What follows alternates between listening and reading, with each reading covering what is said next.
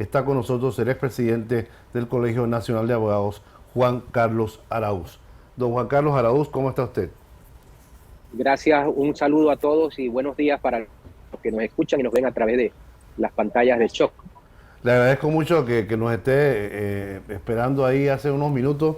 Nosotros hablando de París acá y se nos había ido la onda. Hay que disculparse con la gente Sí, cuando lo merece, disculpe ¿verdad? por el tiempo de espera. Mire, dejando de lado el tema digamos, el contrato ley como tal, que ya fue anulado por la Corte Suprema de Justicia, ¿qué opina usted del panorama actual que rodea a la empresa minera de Panamá desde el punto de vista jurídico? ¿Cuál es el sustento legal que podría mantener a la mina para enfrentar de alguna forma la sostenibilidad o el mantenimiento de las instalaciones mineras?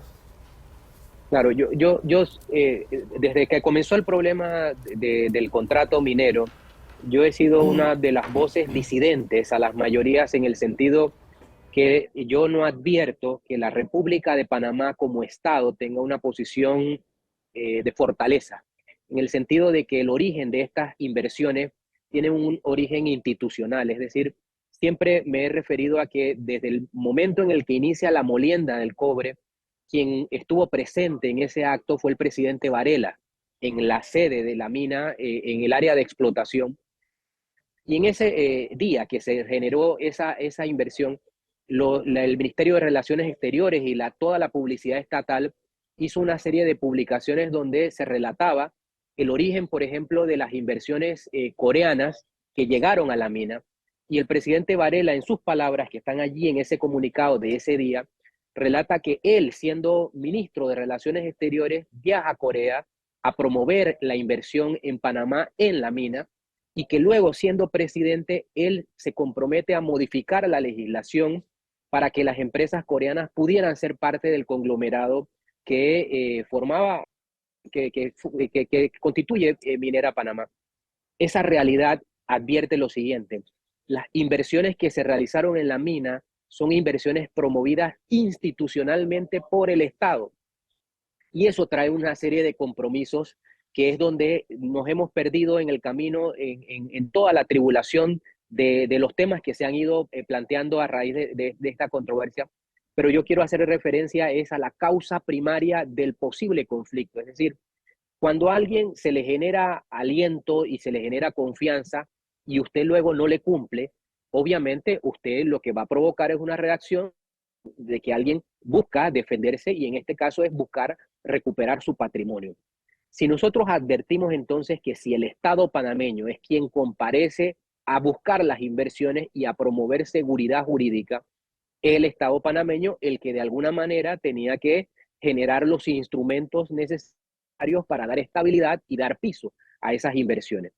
Que esto concluya o no, que momentáneamente esto tenga una etapa de controversia en la Corte y una sentencia, no cambia la obligación del Estado panameño porque el fallo de la Corte nunca se ha referido a que está prohibida la actividad minera en nuestro país, ni tampoco el fallo de la Corte hace una prohibición al Ejecutivo a negociar o a representar al Estado en la parte comercial.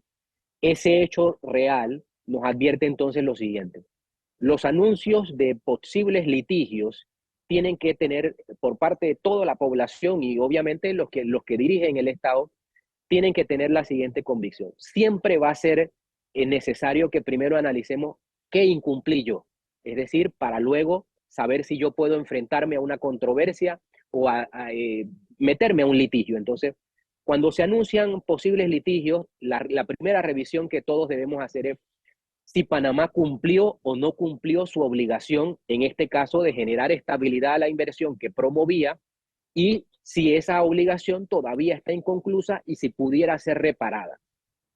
Ese hecho nos lleva a la siguiente expresión que los abogados siempre vamos a utilizar: es siempre mejor un mal arreglo que un buen pleito. Es decir, siguiente pregunta es: ¿está preparada la República de Panamá para asumir compromisos simplemente por omisiones de sus propias responsabilidades? Y mi respuesta es categórica: no, Panamá no está preparada, porque Panamá tiene una serie de acumulaciones, de omisiones, que inclusive narradas en el propio fallo de inconstitucionalidad, demuestran que es el Estado panameño quien habría simplemente omitido la secuencia de proporcionar estabilidad a través de un contrato en el que se garantizase simplemente que esa inversión ya enterrada en el área, que es la inversión de mayor valor en la que la historia de la República de Panamá tiene un inversionista privado, y esa particular situación nos debería entonces abrir el panorama de la conversación, es decir, colocada esta obligación primaria, luego entonces vamos a darle contenido hacia dónde puede ir un Licenciado Arauz, potencial pleito y cómo me debo entendemos defender. los argumentos que usted esboza, sin embargo es importante, y eso es de cara tal vez al litigio que se ve venir. Em, Me gustaría hablar un poco de la actualidad, de lo que está pasando en este momento, de cuál es el sustento legal, una vez que la Corte Suprema de Justicia eliminó toda probabilidad de la operación de la mina. ¿Cuál es el sustento legal que mantiene a la mina dentro del área de operación? ¿Y qué es lo que debería hacer ya no este gobierno, posiblemente el próximo, para enfrentar una situación muy concreta de mantenimiento y de costos que se van a generar en virtud de la sostenibilidad y la protección del medio ambiente en el lugar? Sí, la respuesta está en el Código de Recursos Minerales, y el Código de Recursos Minerales estableció muy categóricamente que ninguna concesión minera termina sin la colocación del área al punto anterior al inicio. Es decir, indistintamente que exista un fallo de inconstitucionalidad, la concesión para la ley no ha terminado hasta que exista simplemente la finalización de las actividades que pongan en riesgo cualquier situación del medio ambiente o de colocación al punto anterior al inicio de la extracción. Es decir, el Código de Recursos Minerales vigente no permite que la mina desaparezca de un día para otro. ¿Quién paga la cuenta?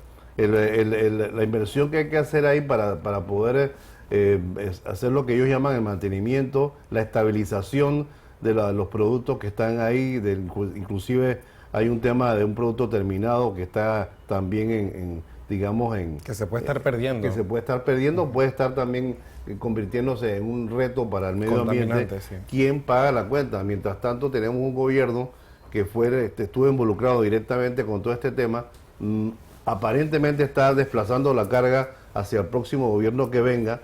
No hay un sustento real de qué es lo que se debe hacer, porque todo lo que hemos estado escuchando son medidas que no concretan nada, y la mina está ahí. La compañía, por estar y permanecer, tiene la responsabilidad frente a la situación que se vive concretamente en el área de la operación, licenciado.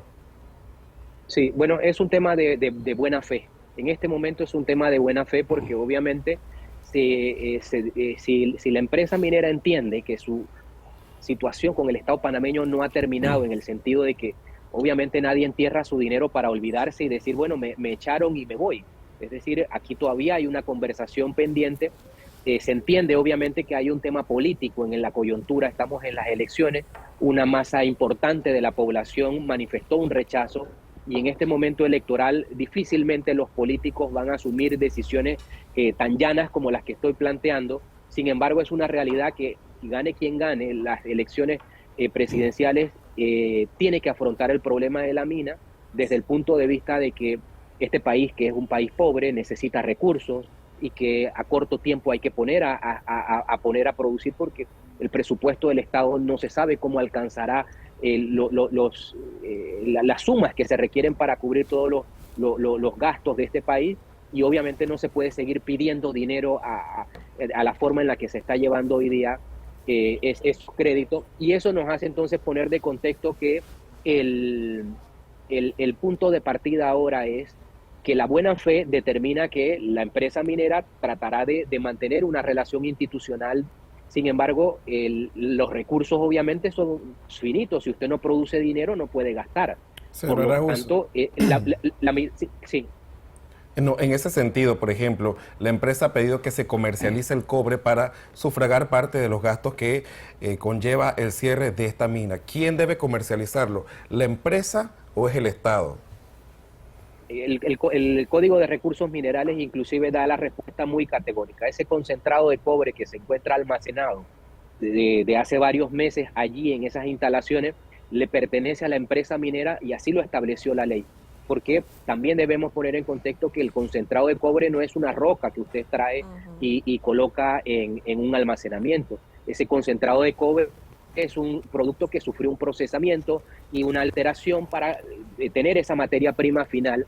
Por lo tanto, ese es un producto trabajado a la luz de un contrato que hoy día es inconstitucional, pero vigente en su momento, y dio la legitimidad como para que esa conversación no sea difícil. Las autoridades tienen que autorizar la comercialización. Obviamente quien mantiene la cadena de comercialización es la empresa y el beneficio de ese cobre le debe pertenecer a la empresa, obviamente, que ayude a sufragar toda esta etapa. El punto es que las autoridades, en medio de toda esta situación política de no saber qué decidir o cómo llevar adelante las mismas, tiene que igual afrontar, porque el almacenamiento de ese concentrado de cobre puede generar riesgos ambientales y nos coloca en situaciones de que esa protección al medio ambiente queda como insatisfecha si usted me dice que va a mantener ese concentrado de cobre almacenado a sabiendas de que los expertos ya se refieren a que eso puede tener una consecuencia medioambiental y para la salud de quienes están en el área. Quería mencionar aquí con esa pregunta que haces, estamos hablando de más de 200 millones de dólares. De 200 a 300 millones de valores de mercado de este cobre. Y a mí me viene a la mente aquí, compañeros de mesa, audiencia y licenciado, el tema de los proveedores de la mina que están esperando por sus pagos, de los empleados que tienen que ser pagados también en justa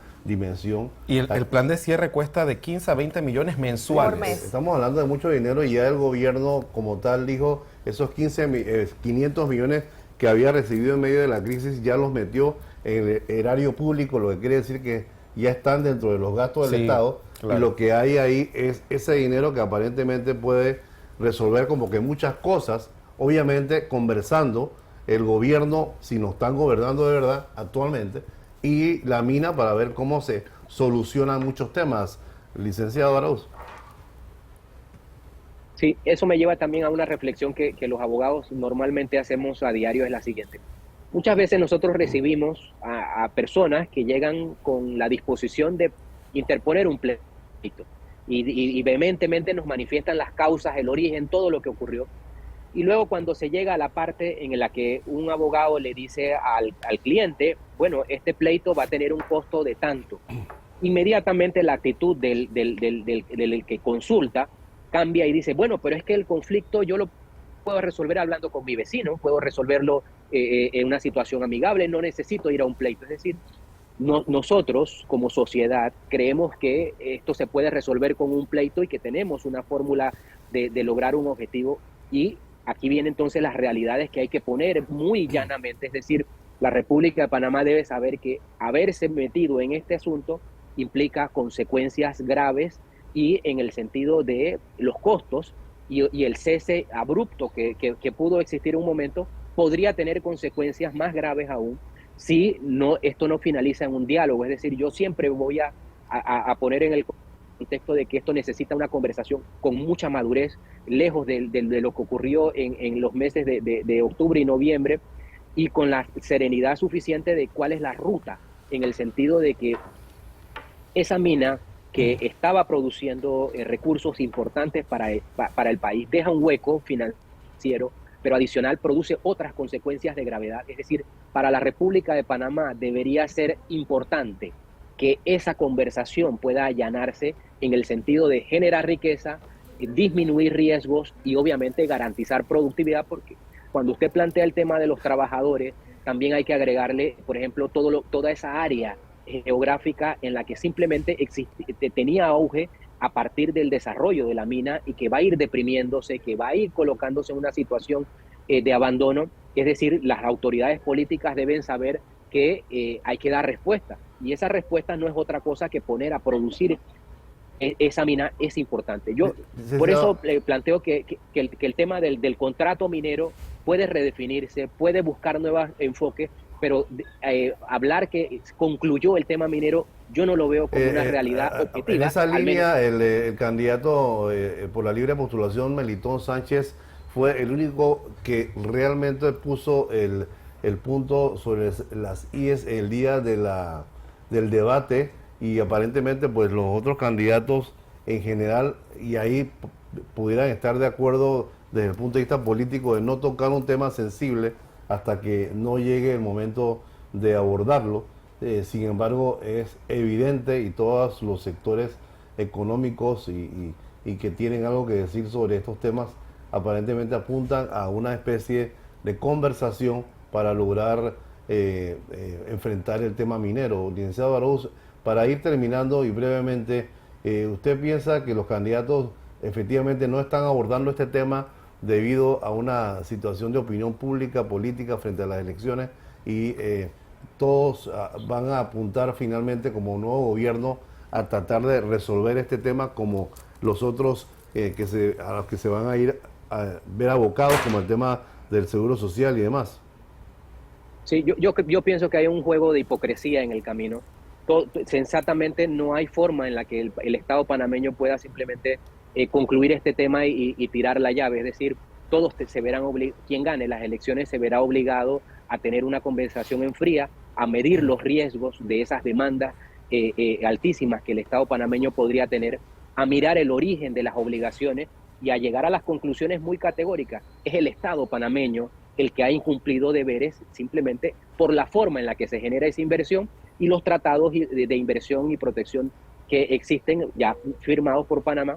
Por eso yo creería que este momento es complicado porque lo que buscan es encantar a ese electorado que salió a las calles, que se manifestó y que de alguna manera, al ser unas elecciones tan estrechas, obviamente nadie quiere perder un caudal de votos.